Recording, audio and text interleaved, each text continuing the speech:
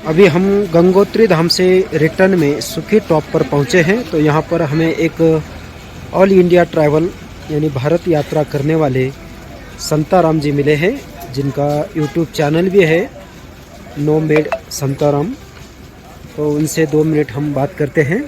नमस्कार। तो नमस्कार दोस्तों, मेरा नाम है संतराम कुशवाहा। मैं मध्य प्रदेश ग्वालियर से हूँ और मैं भारत यात्रा कर रहा हूँ, यानी ऑल इंडिया ट्रैवल पैदल और लिफ्ट लेके। और मुझे अभी ट्रैवल करते करते 4 मंथ हो गए और ये मेरा 11वां स्टेट है अभी। काफ़ी सुंदर। तो आपको कोई दिक्कत आई है बीच में? हाँ, नहीं दिक्कत तो नहीं आती। लोग बहुत अच्छे हैं, लोग हेल्प करते, सपोर्ट करते हैं और लिफ्ट भी देते हैं लोग। हाँ, कोई और जैसे अब अपने को कहीं रुकना हो हाँ, तो रुकने फिर के लिए हमारे पास कैंपिंग टेंट है। टेंट है। कैंपिंग करते हैं। हाँ, कैंपिंग करते हैं। अगर कुछ जगह पे समझो नहीं व्यवस्था मिली तो भोजन के लिए तो कुछ पैसा भी खर्च करना पड़ता होगा। हाँ, कभी कभी लोग सपोर्ट करते हैं, नहीं तो मंदिर गुरुद्वारा में खाना खाते हैं तो लोग हेल्प करते हैं, सपोर्ट करते हैं। जी, काफ़ी अच्छा लगा आपको घूमते हुए। तो आपको कितने दिन हो गए? 4 महीने। 4 महीने में ये कितवा स्टेट है? 11वां स्टेट। 11वां स्टेट है। तो अभी बहुत सारे स्टेट घूमना हाँ, बाकी है। बाकी है, अभी तो पूरा ऑल इंडिया। ये बहुत अच्छा लगा आपको मिलकर। और देखिए दोस्तों, मैं इनका नंबर भी दे दूंगा नीचे डिस्क्रिप्शन में। अगर आप इनसे बात करना चाहो तो बात भी कर सकते हो। एक बार आपका नंबर बोलिए। हाँ, मेरा नंबर है 7746936304। तो मैं ये डिस्क्रिप्शन में नीचे भी दे दूंगा। आप अगर इनसे बात करना चाहे तो बात भी कर सकते हो। हर हर गंगे जय भोलेनाथ। तो इनसे मिलकर काफ़ी अच्छा लगा। ये संताराम जी है, मध्य प्रदेश के ग्वालियर से, और ये ऑल इंडिया यात्रा कर रहे हैं। तो अभी हम यहाँ पर बारिश के कारण रुके हुए थे, तो ये हमें रास्ते में मिल गए। तो इनसे मिलकर काफ़ी अच्छा लगा। इनको देखकर जैसे आदमी का ये हौसला बढ़ जाता है कि अब अगर यात्रा करना चाहो तो आपके पास पेमेंट हो या ना हो, आप यात्रा कर सकते हो। जैसे हम अभी उत्तराखंड चारों धाम की पैदल यात्रा कर रहे हैं, ऐसे ये कभी लिफ्ट लेते हैं और कभी पैदल यात्रा करते हैं। तो इनसे मिलकर बहुत अच्छा लगा। हर हर गंगे जय भोलेनाथ। अभी दोपहर के 1:15 हो चुके हैं और बारिश खुलकर अभी धूप आई है। तो काफ़ी अच्छा महसूस हो रहा है, क्योंकि यहाँ पर जब तक बादल घिरे हुए रहेंगे और हवा चलेगी तो इतनी ज़्यादा ठंड लगती है कि बस ऐसा लगता है कंबल ओढ़ के बैठ जाए। लेकिन धूप आई तो फिर इतना अच्छा लगता है मानो जैसे भगवान भोलेनाथ ने आप पर कृपा ही कर दी। और ये देखिए अब सामने वाला व्यू, ये है माँ गंगा की वैली, भागीरथी वैली बोलते हैं इसको। और सामने वाली जो पहाड़ी है उसके ऊपर अभी भी बादल नज़र आते हैं। बादल और बर्फ़ दोनों का सेम कलर होता है, इसलिए कुछ पहचान में नहीं आता है। लेकिन मोबाइल के कैमरे से भी आप अगर अपने आँखों से ये नज़ारा देखोगे ना, तो ये एक जन्नत है जिसको धरती का स्वर्ग कहते हैं।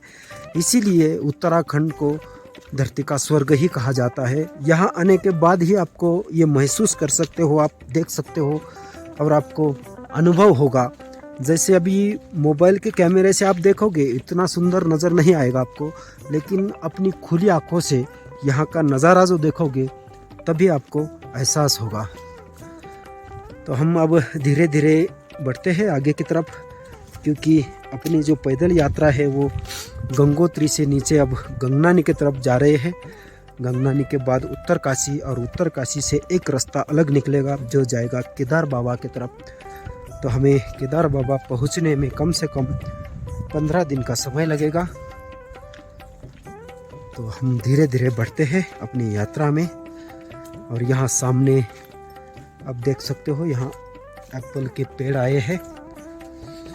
ये है एप्पल के पेड़। यहाँ पर हमने जाते टाइम भी आपको दिखाया था कि ये जो हरसिल के आसपास का जो एरिया है, यहाँ पर एप्पल के बहुत सारे बागान हैं, क्योंकि यहाँ का एप्पल जो है वो पूरे विश्व में प्रसिद्ध है, हरसिल का।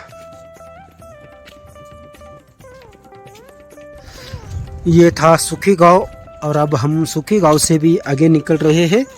ये शॉर्टकट का रास्ता है, तो इसी रास्ते से अब धीरे धीरे हमें नीचे उतरना है, काफ़ी नीचे तक जाना है अभी हमें। ये जो आपको सामने रोड नज़र आती है घूम घूम कर आने वाली, इन सभी मोड़ों को पार करते हुए हम सीधा नीचे उतरेंगे, एकदम नीचे।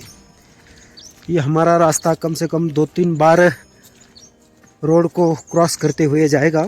और हमारे साथ इस शॉर्टकट के रास्ते में संता राम जी भी है, ये भी हमारे साथ नीचे की तरफ आ रहे हैं। हमने भी सोचा है क्योंकि लुप्त तो हम लेते रहते हैं, लेकिन महात्मा जो साधु जी है बहुत अच्छा रास्ता शॉर्ट निकालते हैं, तो अच्छा लगता है उनके साथ चलते चलते।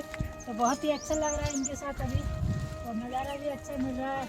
और बहुत जो जानकारी होती है, जंगलों में बहुत सारे वृक्ष रहते हैं, हमको तो पहचान भी नहीं आता, तो अभी इन्होंने हमको बताया है सेव के वृक्ष, तो हमने देखे बहुत ही अच्छा लगा। सुखी टॉप से हम डबरानी की तरफ नीचे जा रहे हैं, और इसी शॉर्टकट के रास्ते से हम ऊपर चढ़ाई करके गए थे, अब उसी रास्ते से नीचे उतर रहे हैं।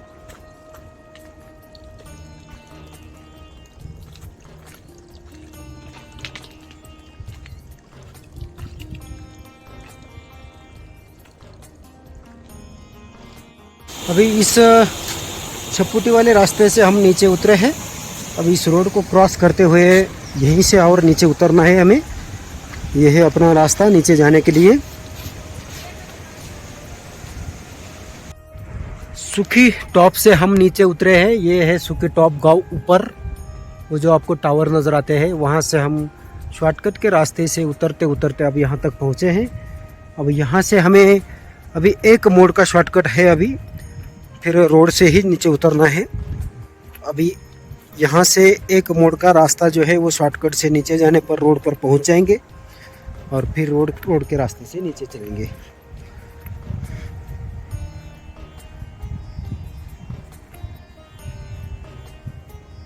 काफ़ी सुंदर रास्ता था, और मौसम खुलने के कारण हम नीचे जा रहे हैं, क्योंकि हम जब सुखी टॉप के ऊपर थे तो काफ़ी ज़ोरदार बारिश हो रही थी, और चोटियों पर तो बर्फ़ भी आ गई थी हल्की हल्की, बाद में वो पिघल गई, लेकिन बर्फ़बारी हो रही थी। हमें तो लगा ये बारिश आज हमें यही रोक लेगी, लेकिन खुलने के बाद अब हम आगे बढ़े हैं धीरे धीरे। तो शायद अगर बारिश ना आए तो हम शाम तक गंगनानी पहुंच पाएंगे।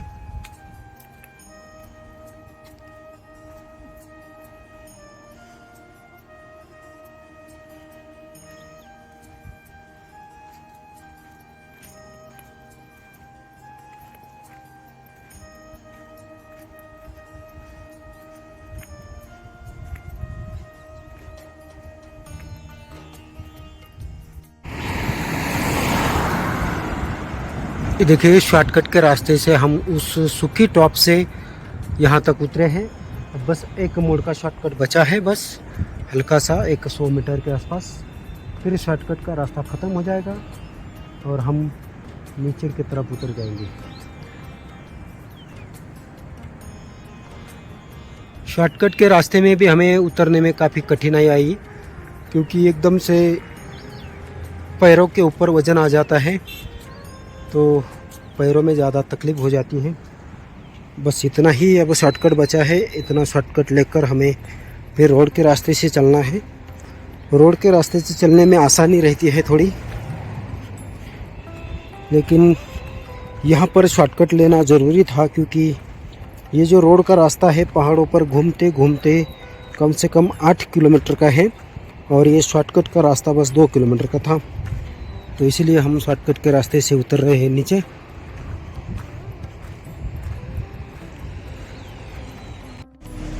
अब यहाँ से भी एक छोटा सा शॉर्टकट मिला है, अब इसी शॉर्टकट के रास्ते से हम उतरते हैं नीचे। ये हमारा शॉर्टकट का रास्ता लास्ट पॉइंट था, अब इसके बाद शॉर्टकट नहीं है। अब यहाँ से हमें रोड के रास्ते से ही नीचे की तरफ जाना है। तो हम अभी थोड़ा सा जलपान के लिए यहाँ पर रेस्ट करते हैं।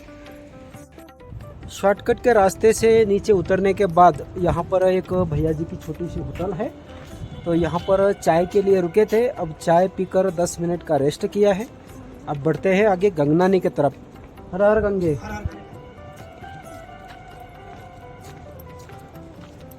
अभी दोपहर के 3 बज चुके हैं और हम सुखी टॉप से एकदम प्लेन रोड पर उतर चुके हैं। अभी यहाँ से 11 किलोमीटर की दूरी है गंगनानी की। तो 3 बजे से 11 किलोमीटर जाने के लिए हमें कम से कम 4 घंटे का टाइम लगेगा, यानी हम शाम होते होते गंगनानी पहुंच जाएंगे। बस अब दोपहर के बाद बारिश नहीं आना चाहिए। अगर बारिश आ गई तो फिर हमें काफ़ी परेशानी होगी, लेकिन अगर बारिश नहीं आई तो फिर हम बहुत आराम से पहुंच जाएंगे।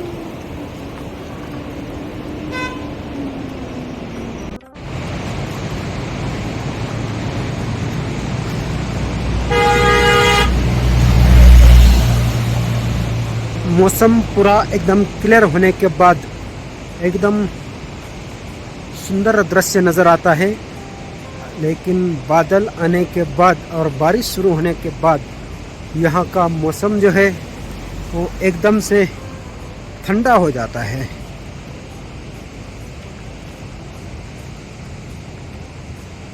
अब हम गंगोत्री धाम से उत्तर काशी की तरफ जा रहे हैं, तो पूरा ये ढलान वाला रास्ता ही रहेगा। बस ये सूखी टॉप वाली चढ़ाई काफ़ी कठिन चढ़ाई है, और उसमें भी हमने शॉर्टकट मारकर पूरी कर ली है। अब यहाँ से डबरानी तक धीरे धीरे उतरेंगे नीचे, और फिर वहाँ से गंगनानी जाना है। ये देखिए कितना सुंदर रास्ता है, और इसी रास्ते से धीरे धीरे हम बढ़ते जा रहे हैं आगे की तरफ।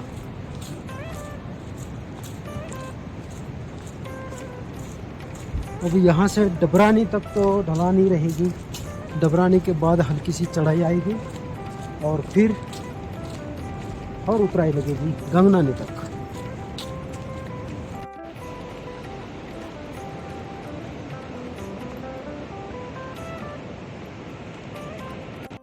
यहाँ पर है रुहारी नागपाला हाइड्रो पावर प्रोजेक्ट, और जो बड़ी गाड़ियाँ हैं सभी को यहाँ पर रोक कर रखा है, ताकि आगे जो सूखी टॉप वाला है एरिया, छोटी रोड है और उस तरफ से बड़ी गाड़ियाँ आ रही है, इसलिए इनको यहीं पर रोक दिया है। जब वो सब गाड़ियाँ नीचे आएगी तब इनको छोड़ा जाएगा।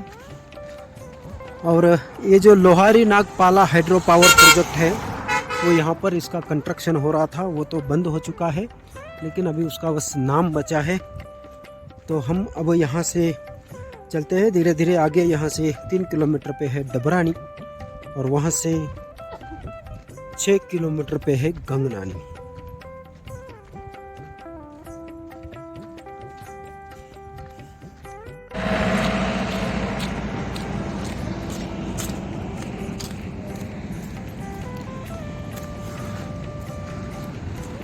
ये वही स्थान है जहाँ पर लोहारी नागपाला पावर प्रोजेक्ट का कार्य हो रहा था, और वो है आगे कुछ उनके कंस्ट्रक्शन, और ये भी उन्हीं का कंस्ट्रक्शन था, लेकिन वो कार्य पूरा बंद हो चुका है।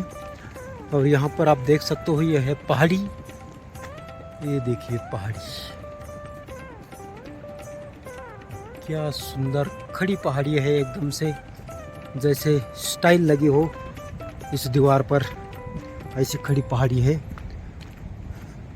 और हमें अब इसी स्थान से कम 9 किलोमीटर जाना है आगे। तो हम बढ़ते हैं धीरे धीरे आगे की तरफ, क्योंकि अभी 4 बजे का टाइम हो रहा है, और हमें अंधेरा होने से पहले पहले गंगनानी पहुंचना पड़ेगा। तो हम आगे आगे बढ़ते रहते हैं।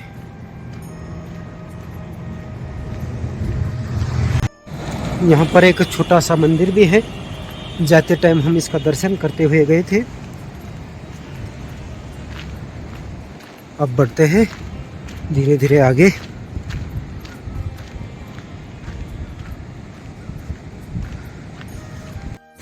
यह था डबरानी, लेकिन यहाँ पर रुकने की कोई व्यवस्था ना होने के कारण हम बढ़ते हैं आगे। अब यहाँ से 6 किलोमीटर जाना है हमें गंगनानी के लिए। और मौसम तो अभी देखिए आसमान में बादल जमा हो चुके हैं, लेकिन यहाँ कोई रुकने की व्यवस्था ना होने के कारण हमें गंगनानी तक तो जाना ही पड़ेगा, चाहे बारिश आए या ना आए। तो अभी 5 बजे है, और 6 किलोमीटर जाने के लिए हमें कम से कम 2 घंटे का टाइम तो लगेगा ही। तो हम बढ़ते हैं धीरे धीरे आगे।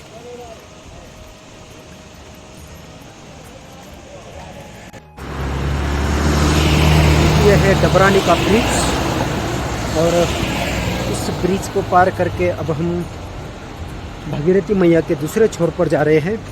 और इसी छोर पर गंगनानी आएगा, लेकिन यहाँ से 6 किलोमीटर दूर आएगा, तो अब धीरे धीरे जाना ही पड़ेगा।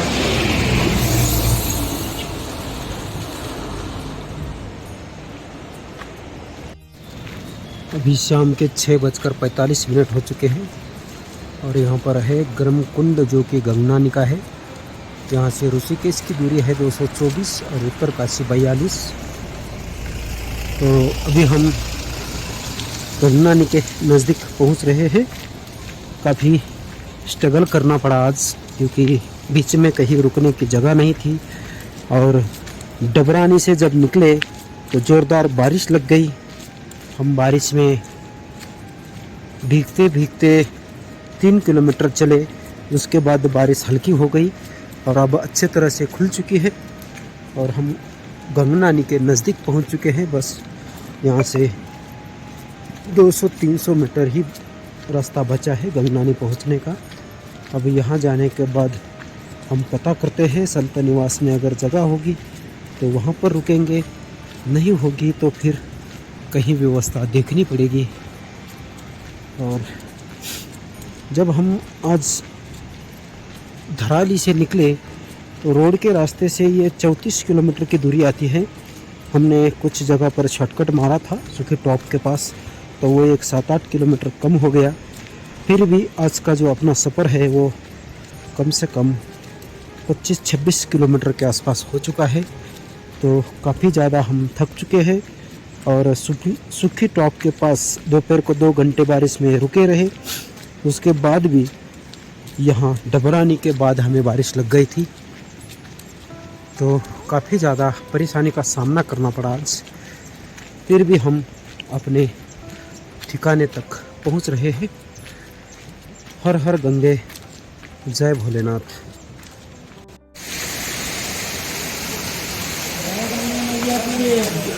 राधे कृष्णा, जय हो।